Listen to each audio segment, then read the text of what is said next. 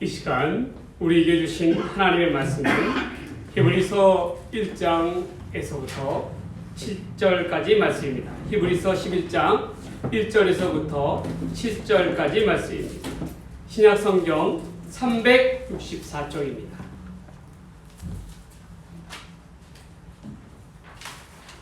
하나님의 말씀을 봉독합니다. 믿음은 바라는 것들의 실상이요 보이지 않는 것들의 증거니 선진들이 이로써 증거를 얻었느니라. 믿음으로 모든 세계가 하나님의 말씀으로 지어진 줄을 우리가 아나니 보이는 것은 나타난 것으로 말미암아 된 것이 아니니라. 믿음으로 아벨은 가인보다 더 나은 제사를 하나님께 드림으로 의로운 자라 하시는 증거를 얻었으니 하나님이 그 예물에 대하여 증언하시니라. 그가 죽었으나 그 믿음으로써 지금도 말하느니라. 믿음으로 에녹은 죽음을 보지 않고 옮겨졌으니 하나님의 그를 옮기심으로 다시 보이지 아니하였느니라. 그는 옮겨지기 전에 하나님을 기쁘시게 하는 자라 하는 증거를 받았느니라. 믿음이 없이는 하나님을 기쁘시게 하지 못하나니 하나님께 나아가는 자는 반드시 그가 계신 것과 또한 그가 자기를 찾는 자들에게 상 주시는 이심을 믿어야 할지니라. 믿음으로 노아는 아직 보이지 않는 일에 경고하심을 받아 경외함으로 방주를 준비하여 그 집을 구원하였으니 이로 말미암아 세상을 정죄하고 믿음을 따르는 의의 상속자가 되었느니라. 아멘.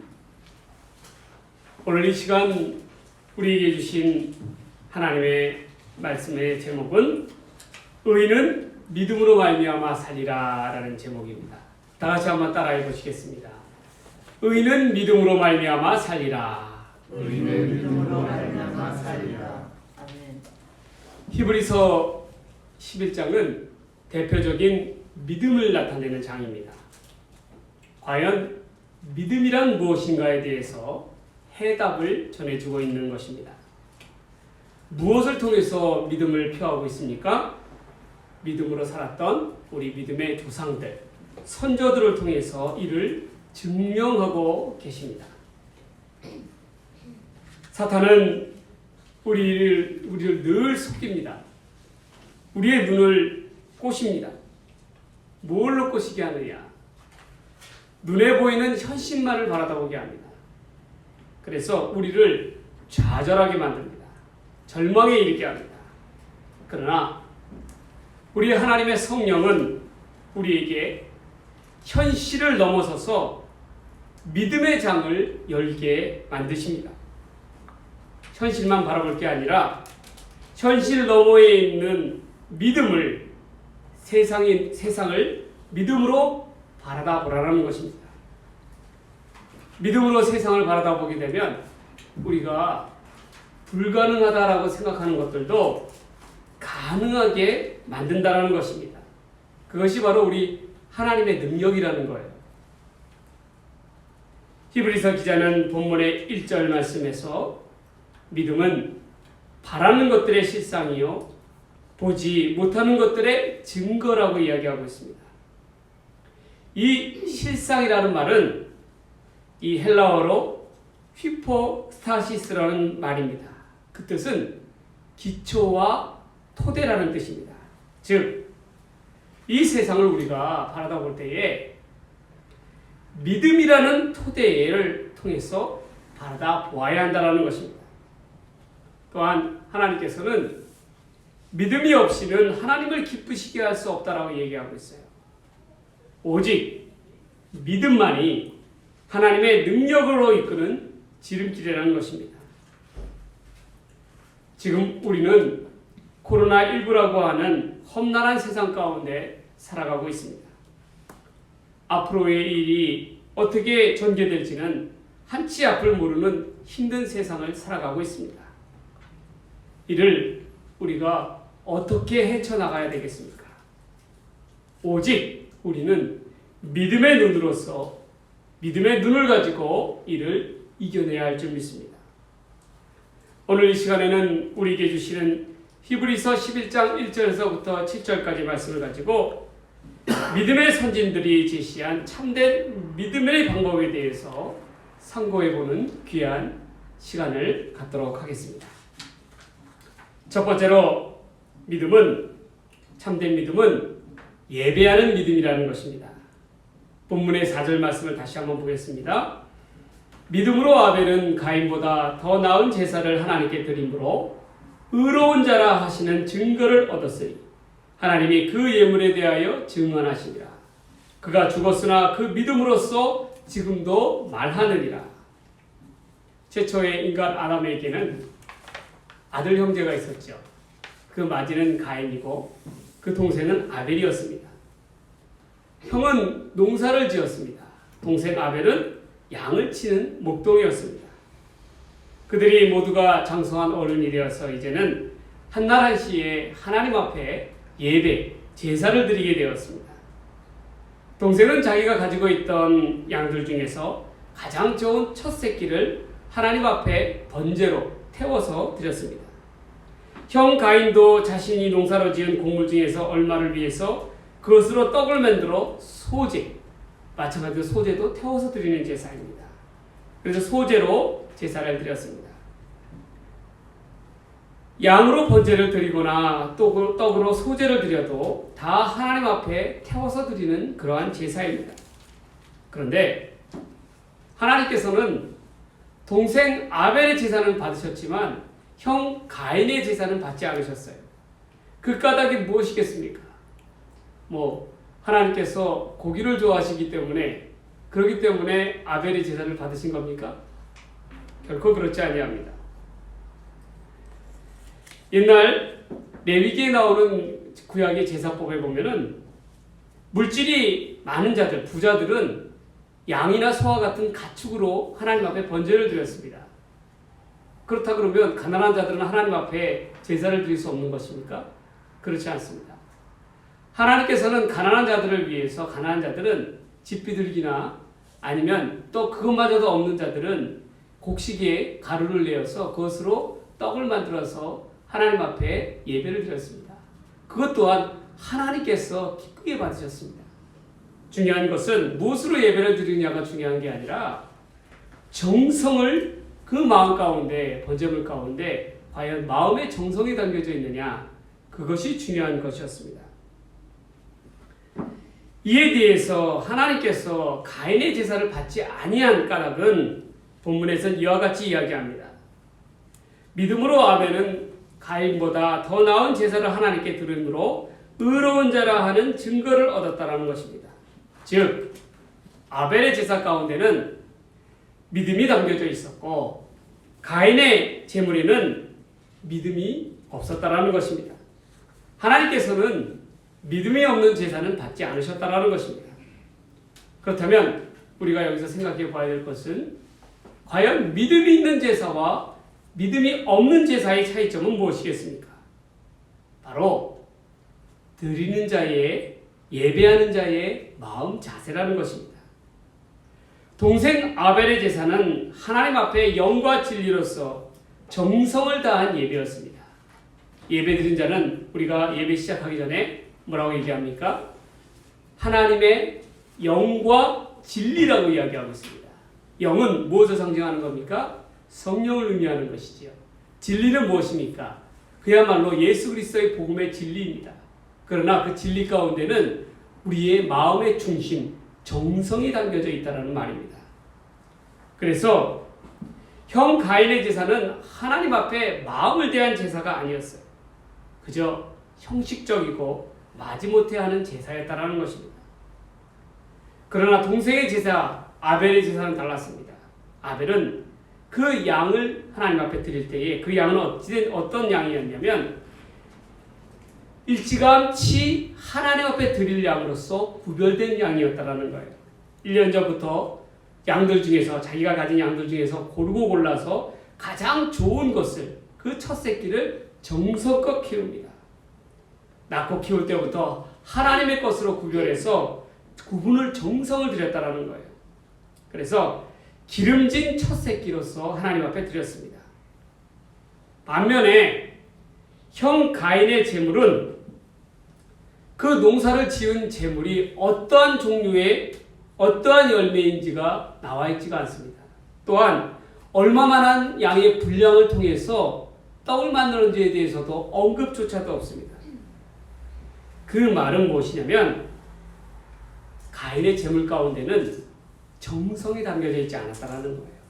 더욱이 떡을 구울 때 필요한 것이 무엇이냐면 기름입니다. 또한 향기로운 제사물이 되어야 되기 때문에 향이 들어가야 합니다.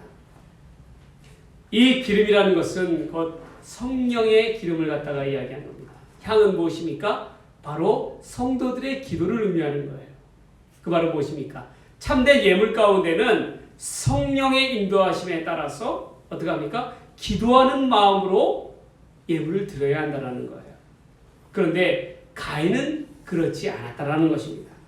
그렇기 때문에 하나님께서는 하늘의 불로서 가인의 제사는 받지 아니하시고 아벨의 제단에만 불이 내렸다는 것입니다.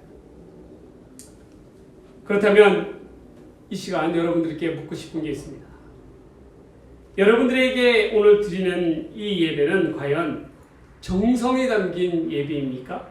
또한 여러분께서 오늘 준비해 오신 주님 앞에 드리기 위한 예물은 얼마만큼의 예물에 대한 정성이 담겨져 있습니까? 하나님께서는 기뻐하시는 것은 얼마의 양, 그게 중요한 게 아니었습니다. 어떠한 것을 드리느냐, 그것도 아니었습니다. 그것은 무엇입니까? 우리의 마음을 드리는 다하는 그러한 제물을 하나님께서는 기뻐하셨다는 것입니다. 우리가 그것을 꼭 기억해야 합니다. 예전에 어떤 이 집을 안산에 있는 집을 신방을 했는데 그곳에 사는 할머니께서 멀리 천호동에 있는 교회까지 오셨습니다. 그런데 그분이 제가 신방을 가니까 갈 때 이 봉투를 하나 주셨어요. 그래서 저는 돈 봉투를 받지는 않습니다 라고 이야기하고 그것을 나중에 교회에 와서 감사헌금을 내십시오 라고 이렇게 말씀을 드렸습니다. 그런데 굳이 그분이 꼭 주시는 거예요. 그걸 갖다가. 그러면서 자기가 교회에다가 감사헌금은 따로 할 거니까 이거는 목사님의 몫입니다 라고 하면서 주시는 거예요.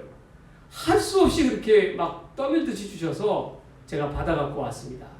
그런데 그것을 헌금하려고 이렇게 보니까 그게 뭐였냐면 이 1,000원짜리를 빳빳한 1,000원짜리를 이 3만원 30장을 갖다가 준비를 해갖고 오셨더라고요. 그러면서 하시는 말씀 거기 뭐라고 써놨냐면 하나님 앞에 예물을 드릴 때 이걸로 예물을 드리시라는 거예요.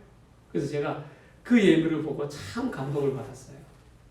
왜냐하면 우리가 많고 적음을 떠나서 하나님 앞에 가장 첫돈 깨끗한 것을 가지고 하나님 앞에 드리는 자의 그 마음, 그것이 너무나도 중요하다는 거예요.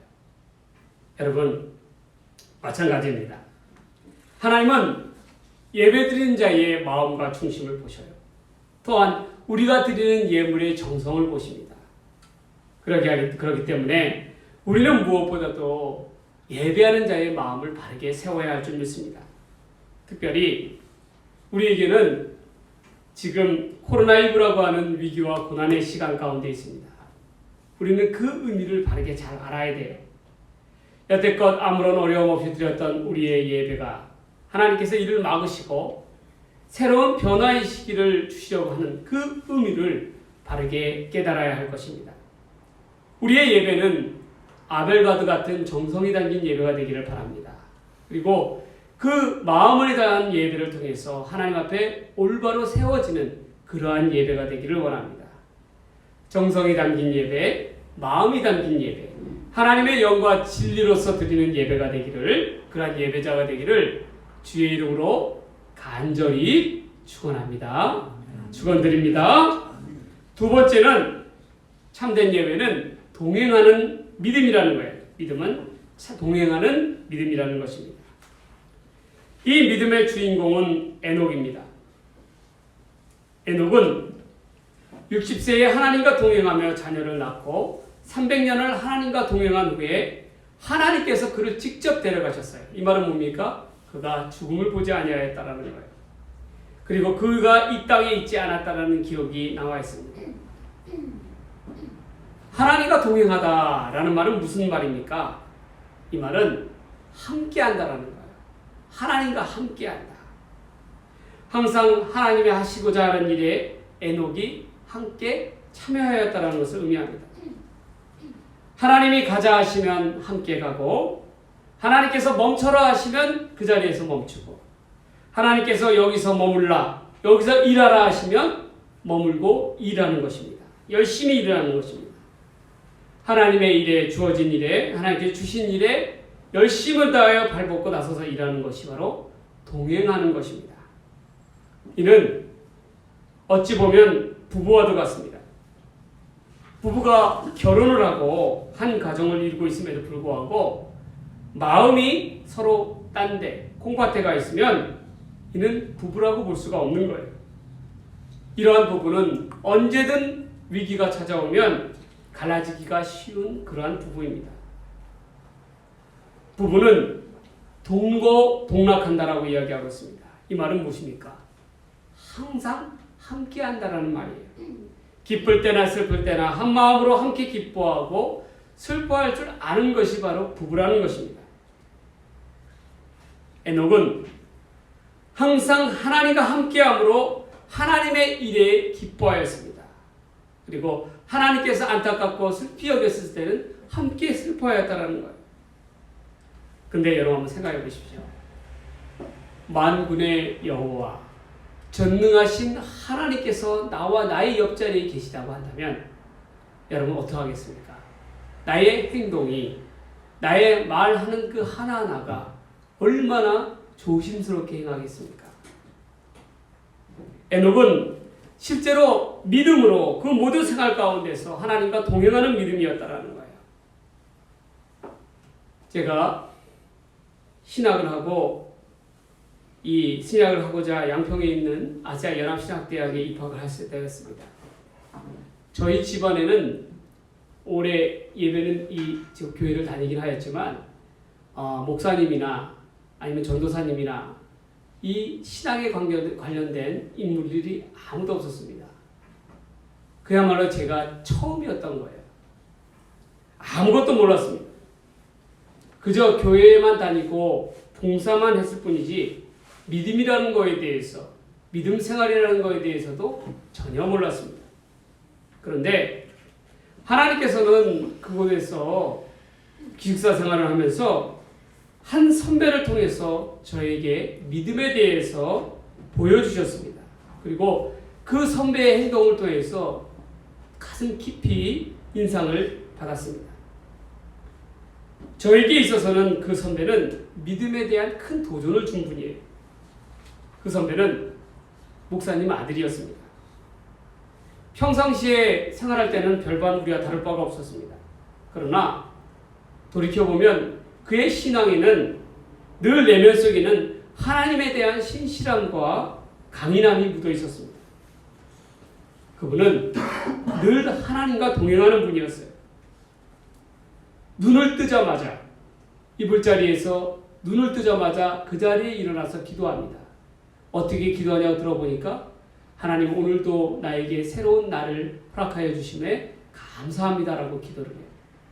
또한 주무시기 전에도 꼭 기도합니다. 밥을 먹을 때에도 틈틈이 하나님 앞에 기도하는 거예요. 이처럼 이분은 하나님과의 깊은 관계를 두었습니다. 돌이켜보면 이분의 행동 하나하나가 다 옳은 것이었어요. 우리의 삶의 모든 생활의 중심에는 하나님이 계시기 때문에 그렇습니다. 그렇기 때문에 하나님과 대화하고 소통하고 일상을 같이 하는 삶이 진정한 크리스찬의 믿음의 사람의 모습이라는 것이었어요. 여러분, 우리 하나님은 우리 각자의 삶 가운데 모든 작은 부분의 하나하나까지도 눈동자같이 살펴보시는 하나님이십니다. 그렇기 때문에 우리가 하는 행동 하나하나, 또한 우리가 이웃에게 말하는 말 하나하나에도 늘 조심해야 되는 까닭이 거기에 있는 것입니다. 하나님께서 들으신다라는 거예요. 하나님께서 보신다라는 거예요. 우리의 생활 가운데 모든 일들 가운데 하나님의 함께 하심을 믿을 때에 이러한 믿음이 바로 동행하는 믿음인 것입니다. 하나님을 기쁘시게 하는 믿음이라는 것이에요. 또한 에녹은 본문의 6절에서 나와 있는 말씀처럼 하나님을 찾는 자에게 상 주시는 자이심을 믿는 믿음이었습니다. 하나님을 찾는 자에게 주시는 상이란 어떠한 상이겠어요? 바로 천국에서 주시는 상입니다. 이 땅의 상이 아니에요. 천국에서 주시는 상입니다. 이 상은 우리가 천국에 들어가는 것만으로 만족하는 상이 아니라 천국에서도 으뜸이 되는 것, 제일 가는 그러한 상을 받겠다는 그러한 내용입니다. 그러하기에 그의 생활 가운데서 얼마나 최선을 다하며 충성을 다하였겠습니까? 우리도 마찬가지예요.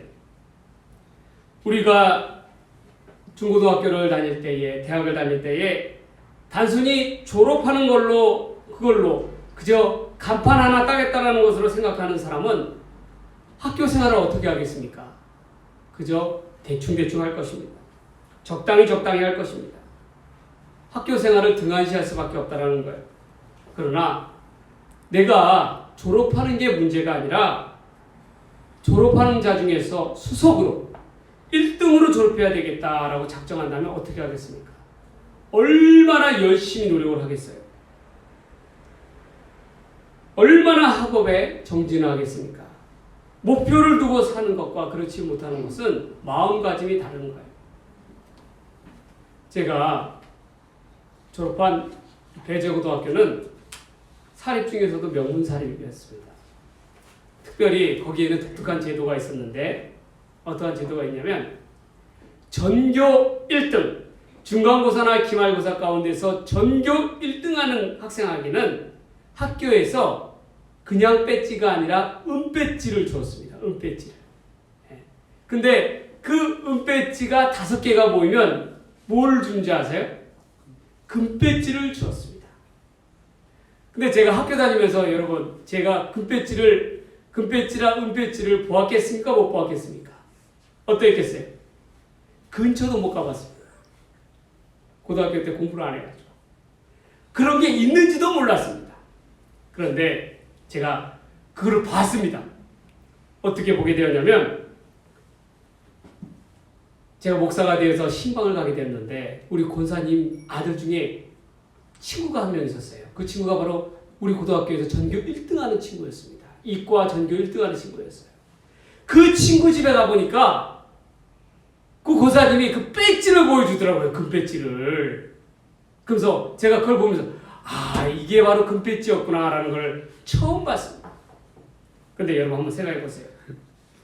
제가 그런 금배지가 있는 줄 알았다면 얼마나 그걸 목표로 삼고 있었다면 얼마나 고등학교 때 열심히 공부를 했겠습니까? 그 배지가 아니더라도 은배지라도 한번 타보기 위해서 근처라도 가보기 위해서 얼마나 노력을 했겠어요.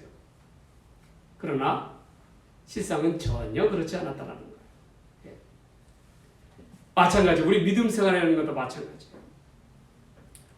우리가 단순히 예수 믿어서 천국 가는 거에 목표를 두고 있다면 그러한 믿음 생활을 하는 것과 아니 나는 천국에 가서도 으뜸 가는 금배지에 이 상을 받는 그러한 믿음을 갖겠다라고 생각한다면 어떻게 되겠어요?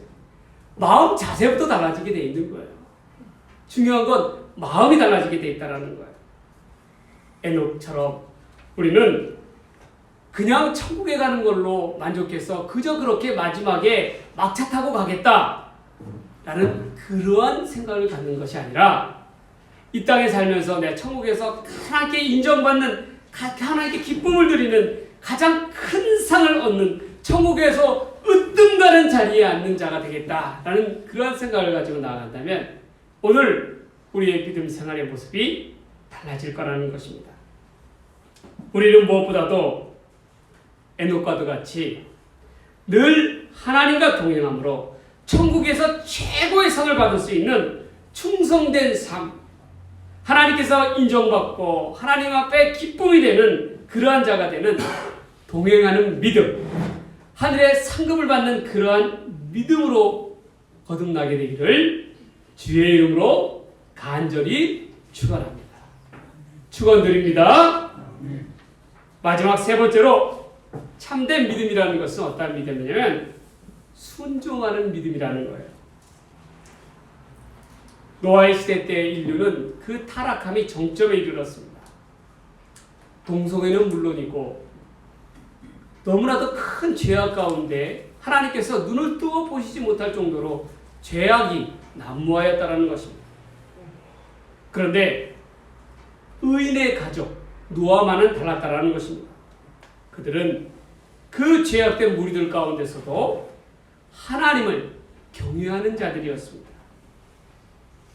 하나님은 노아에게 말씀하셨습니다. 이 땅을 홍수로 심판할 것이니 너는 내 가족을 위해서 저 큰 산 위에다가 산봉우리 위에다가 큰 배를 짓고 방주를 지어라라고 명령하셨습니다.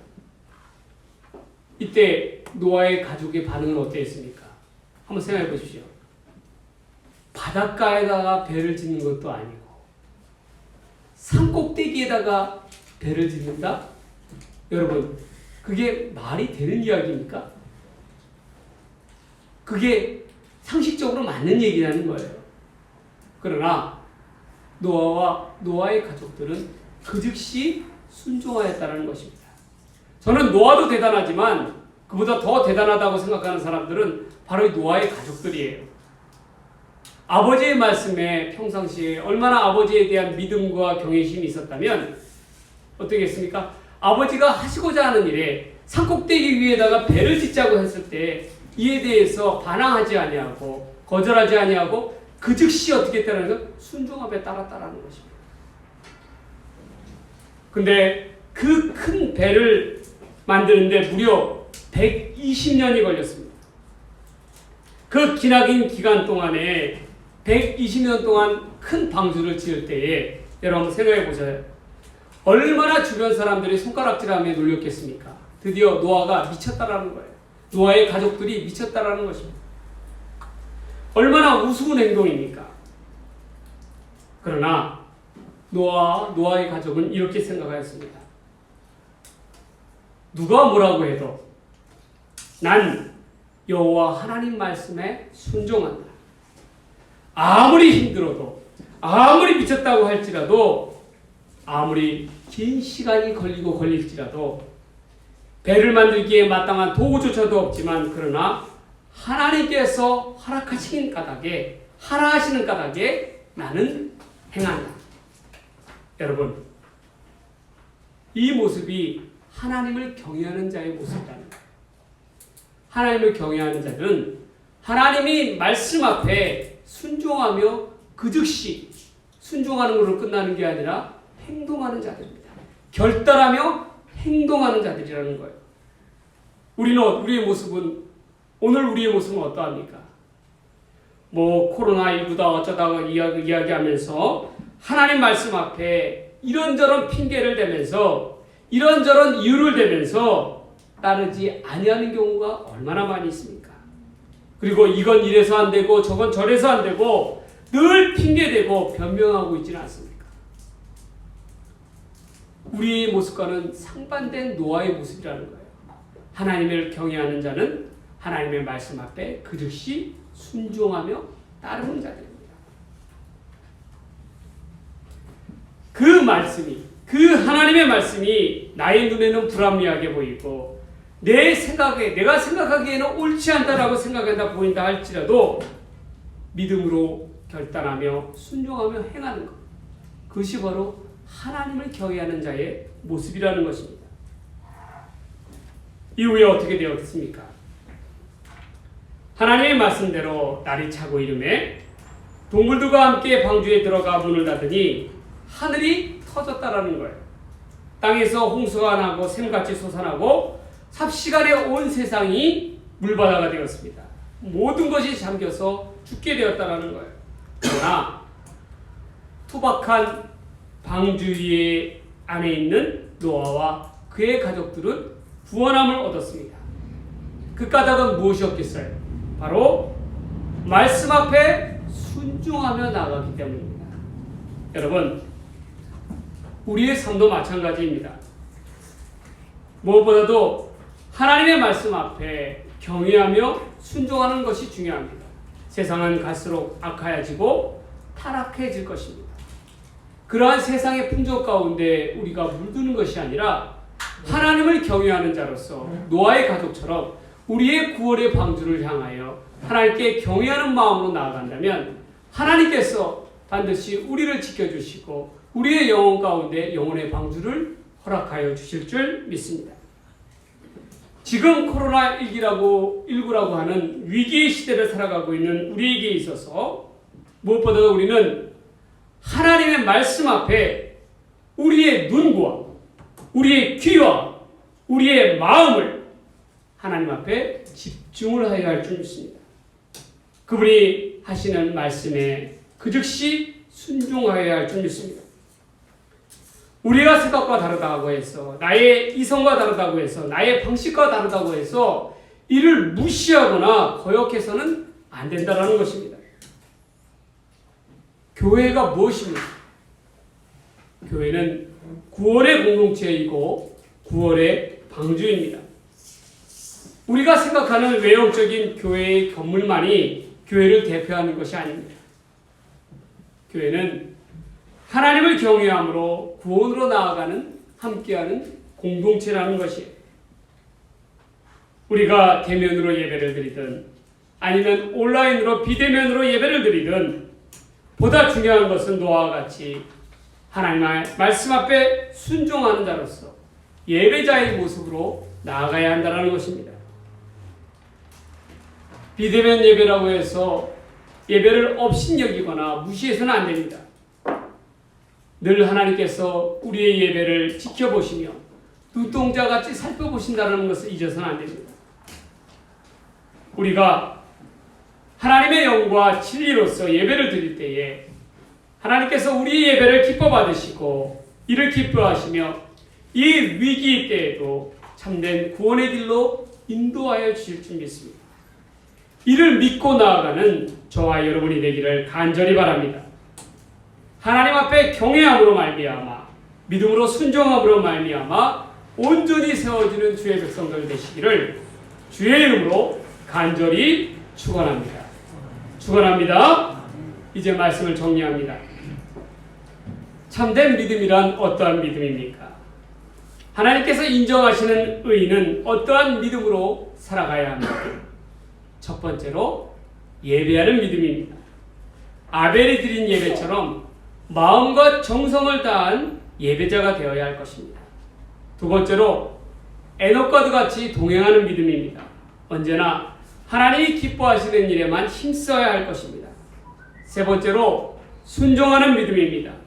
노아처럼 하나님의 말씀에 즉각적으로 순종하며 경외하는 자가 되어야 할 것입니다. 의인은 믿음으로 말미암아 살리라. 진정한 믿음의 용사로서 하나님 앞에 영광 돌리는 저와 여러분의 삶이 되기를 주의 이름으로 간절히 축원합니다. 축원드립니다. 기도하시겠습니다. 하나님 아버지, 이 어렵고 힘들고 험난한 시대를 살아가는 우리 모두의 삶 속에 진정한 믿음으로 살아갈 수 있도록 인도하여 주시옵소서. 예배하는 믿음의 소유자가 되게 하소서. 동행하는 믿음의 소유자가 되게 하소서. 순종하는 믿음의 소유자가 되게 하여 주시옵소서.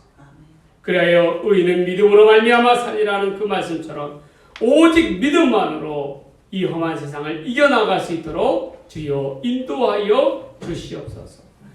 감사드리오며 귀하신 말씀 우리 주님 예수님 이름으로 간절히 기도드리옵나이다. 아멘.